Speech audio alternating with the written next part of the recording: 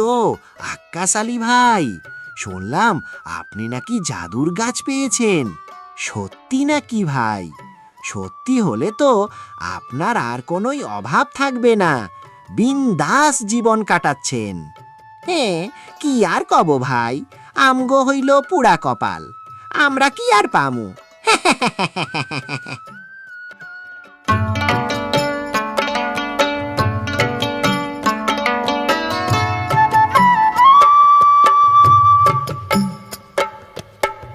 আরে বাপু, এই সব কথা তোমারে কেডাই কইল? হ্যাঁ, এগুলা সব মিছে কথা। মানুষ শুধু শুধু আমার নামে বানিয়ে বানিয়ে বলছে। কোনো জাদুর গাছ টাছ পাইনি বাপু। এই সব আজগুবি চিন্তা না করে তুমি তোমার কাজে যাও দেখেনি বাপু। আজকাল কোন কথায় আর গোপন রাখার উপায় নাই বটে। কে কখন কাকে কি বলে দেয় কে জানে। যাই যাই, দেখি জাদুর গাছের কি অবস্থা, তাড়াতাড়ি যাই।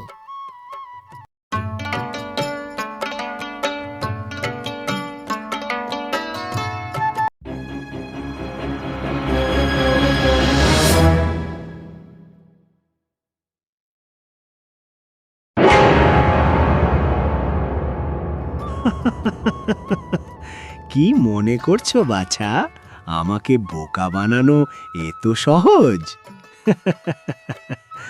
আহা হা, আমি ঠিক তোমাকে ফলো করতেছি।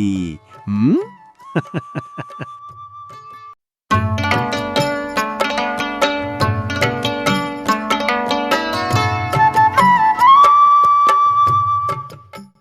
এক গ্রামে বাস করত আক্কাস নামের এক গরিব কৃষক। হঠাৎ তার চলাফেরায় কিছু অস্বাভাবিক পরিবর্তন দেখা যায়। তারপর একদিন যাই যাই, দেখি জাদুর গাছের কি অবস্থা, তাড়াতাড়ি যাই। আহা কি আনন্দ আকাশে বাতাসে।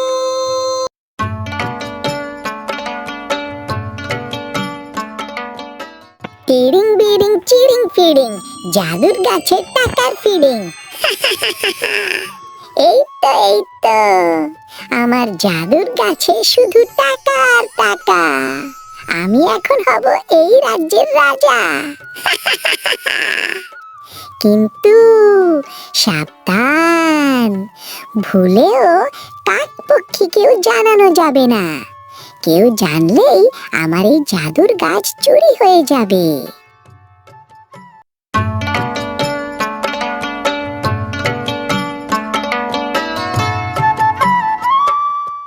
এরপর আক্কাস তার জাদুর গাছ থেকে টাকা নিয়ে খরচ করতে শুরু করলো, কিন্তু খুব চুপি চুপি। এইদিকে নগেনও তার পিছন পিছনে রাস্তায় হাঁটতে লাগলো চুপিসারে, দেখতে যে আক্কাস আলী কি হায় হায়, আমি যা ভেবেছিলাম ঠিক তাই। আক্কাস আলী ভাই তো দেখি সত্যি সত্যি জাদুর গাছ পেয়েছে। হায় হায়, এই কথা তো গ্রামের সবাইকে জানতে দেওয়া যাবে না। একটা উপায় আছে, তা হলো জাদুর গাছটা চুরি করে যদি আমি আমার বাড়িতে লাগাই, তাহলে তো আমিই বড়লোক হয়ে যাব। যায় যায়, আকাশ আলী ভাই বাজারে চলে গেছে, এই ফাঁকে গাছটা শটান করে পটান করে দিই। যায় যায়, তাড়াতাড়ি যায়।